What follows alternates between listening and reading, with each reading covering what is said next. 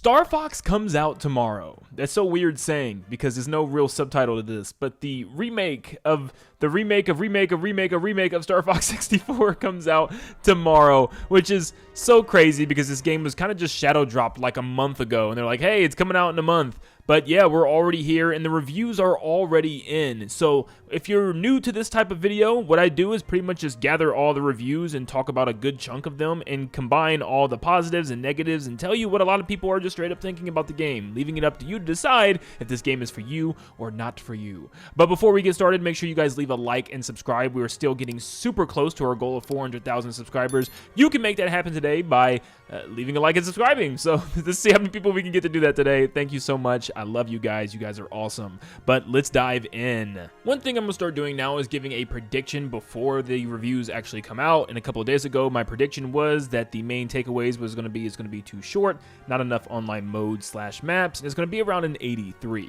Well, I was pretty daggone close. This morning it was sitting at an 82, but then dropped down 1 to an 81, which compared to the rest of the series, it's sitting pretty average. Star Fox 64 3D on a 3DS was an 81, and Star Fox Adventures was an 82, Assault at a 67, which wasn't great, and same thing with Star Fox Zero at a 69. The original still at the highest with an 88, and if you want to know what Star Fox Command is, that one is sitting at a 76, and Star Fox Guard, which came with Star Fox Zero, at a 74. I'm still surprised Star Fox Assault was so low because I thought that was a pretty good Star Fox game. But sitting at an 81, it is now tied for the third best-selling Star Fox game, tied with Star Fox 64 on the 3DS. For the bulk of the reviews, you're once again scattered across the board. There's a couple 10s and a couple 7s, but most of them are going to float around 8 to 9. So honestly, not too bad. I was hoping it was a little bit better, but I'm glad this game made it out of the dreadful curse of the 70s that the Switch 2 software lineup has been in recently. Today, we have 3 video reviews that we're going to be going over, one from IGN, the other from GameSpot, and the final one from Skill Up on YouTube.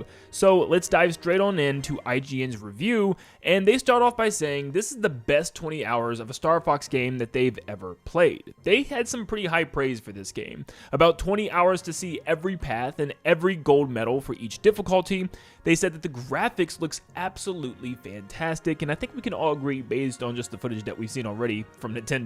The new soundtrack is really good, and the personalities of all the characters are more fleshed out than ever. With new cutscenes, the cutscenes add some really fun moments for the cast and characters. IGN states how this game obviously rewards replayability to 100% each stage because it is a quick-to-play game, but you're going to get lots of your time replaying the stages, learning all the enemy patterns and the routes. Challenge mode took around 8 hours, which adds some really cool challenges, but also some bad ones as well.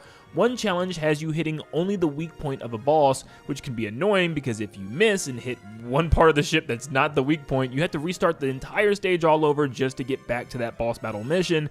Which, yeah, I can already see that being a pain. Now, on second look at that mission, it does explicitly state just the first phase of the Meteo boss, which absorbs your lasers.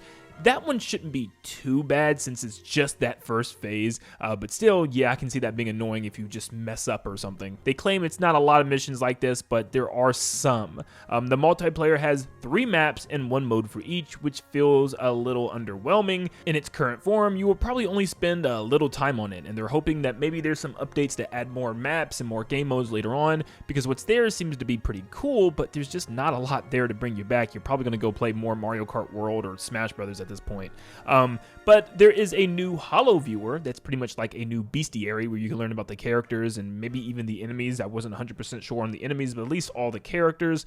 There's also 25 character options for the new avatar that kind of works like a VTuber model where you can move around as the avatar.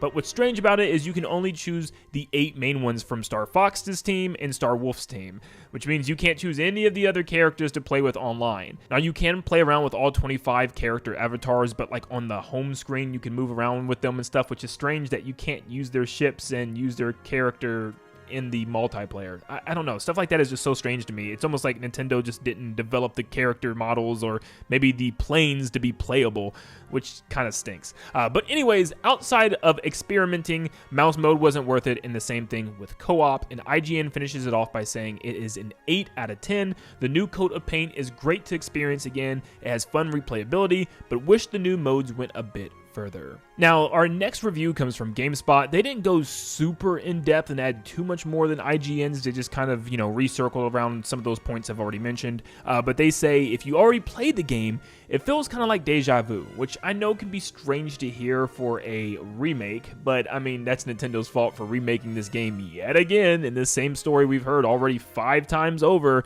But yeah, it's going to kind of feel like deja vu, I guess. The cutscenes are very well made while staying true to the original, and the voice acting is good. It's something I've heard across the board. Not a single reviewer has complained about the voice acting like people are online right now, which is good to hear. The new looks and lighting, like in caves or underwater sections like in Aquas, looks really, really cool, which is great to hear. It does look like one of the best looking Nintendo games I've seen so far, just from looking at the footage.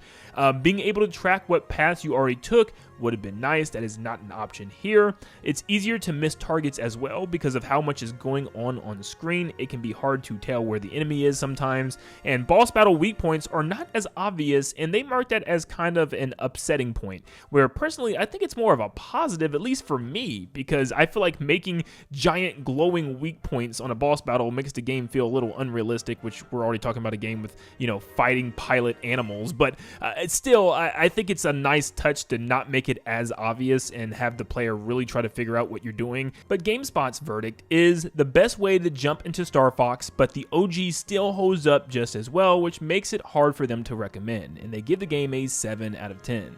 And the final review that we will be looking at comes from Skill Up. Now, I have just recently came across them on some recent reviews, and I still think they have some of the best reviews out there. I highly recommend you watch their videos on YouTube. They go pretty in-depth while also keeping it a fun, casual review, which I really like, and they really make sure they don't leave a stone or even a pebble unturned, which I'm a big fan of. But anyways, Skill Up states, if you played it back in the day, you will probably really love this game, which is kind of the opposite that we've already heard from somebody like GameSpot. But they also said if you are new to it, it will feel fresh and unique, but at the same time, you can feel the short missions and linear levels that it's an older game. The arcade game doesn't exist anymore, which is what they're saying. Nowadays, you got these big, fleshed out, huge single-player AAA experiences and story. You're not really these quick little arcadey games that you pick up and play and keep repeating. But it's going to be a home run with some and a big miss with others. He wanted to see more additions to the same old level layout because it's pretty much a one-to-one recreation, and they did not stray much off that beaten path. They state you can knock out a run just like an original in about an hour to an hour and a half, which is a little strange to me. I thought this would be a lot longer thanks to the added cutscenes, so maybe the cutscenes aren't as long and crazy as I'm thinking. Maybe they're only like a minute to 2 minutes. But yeah, they're pretty much the same length that the original runs at, where you can finish a run through in about an hour to an hour and a half. The online multiplayer is pretty cool. Capture the Flag was a real highlight for them. They really didn't have much bad to say about the multiplayer compared to others. It's a very short game that you are meant to revisit multiple times. Of course, if you've never played Star Fox, this might be news to you. The portability of the Switch really helps with this. Switch Up states that it's a quick pick up and play game if you want to just go back and just get a high score, or go back and, just kind of replay the game, because it only takes an hour to an hour and a half to complete the main story. They state, but in a good way, that this is the best mobile game you've ever played. Once again, meant in a good way that you can just pick up and play, and it's a really high quality game. Like they even said sit on a toilet and play Star Fox, which is awesome. Challenge mode missions are not super surprising, but definitely push your skill with some of the later ones on harder difficulties. The enemy AI is really good in this game, and they will track you down pretty well. The R-Wing feels too quick in the smaller levels, they state. He wanted more space, so you could quickly reach the edges of the screen right now. He wanted to be more widened and maybe have more optional paths, so that way it feels like it's more expansive. The kind of narrow alleyways that you travel down on the on-rail sections just feels too small, and the R-Wing moves too fast for them. It feels a little too confined, apparently.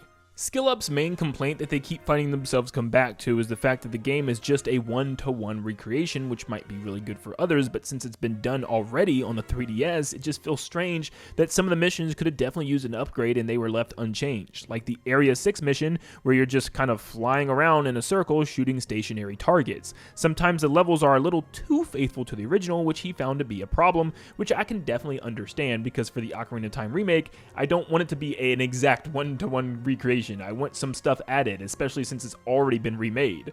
The game looks super good visually. The detailed levels show it off with great lighting and particle effects. The new soundtrack is an absolute banger, but SkillUp states that they're one of those people that still has not been completely convinced about the looks of the new characters. They look a little too serious to him still. Now, SkillUp states another thing that I actually had an opinion on. He's not a big fan of Fox's personality or Falco's in this game. Now, I don't really care too much about Falco. He's always been a jerk and has had that sarcastic attitude, but this time around, it doesn't feel as much sarcastic and fun as it feels just like he's seriously just 100% a jerk in this game. Now, for me, I 100% agree with his Fox take. Fox has always just wanted money. I mean, he's a mercenary doing this for money, but at the same time, he sounds like that's literally all he cares about here, and he can come off kind of harsh in a similar Falco manner. I mean, I've even personally read and seen dialogue where he's just kind of like, Peppy, this is my Star Fox team now. Like, sit back and relax. I'm in control. Like, almost a little bit of a jerk himself. I don't know.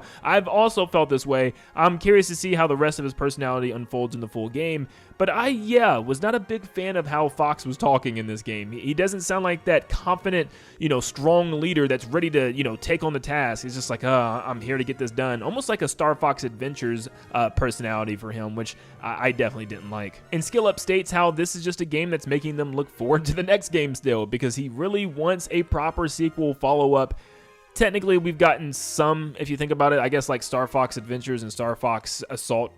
But, I mean, come on. Let's be real. We want a real follow-up to Star Fox 64. But overall, SkillUp states that it's still fun to fly the R-Wing all these years later, but also feels trapped in a now modern era. New and refreshed missions would have been great. A nice yet niche package, but modern audiences might not be head over heels for this one. But those are just some of the reviews for the new Star Fox remake. But what do you think? Are you excited for this game still? Does this make you more excited or maybe less excited? Are you still going to be picking up the game or just playing the original on the NSO? Because you can do that right now on Switch for free, at least if you have the pack, but you know what I mean. Anyways, thank you guys so much for tuning in. Make sure you guys leave a like and subscribe to stay up to date on all things Star Fox and Nintendo in general, and I hope you have a blessed rest of your day. See you guys.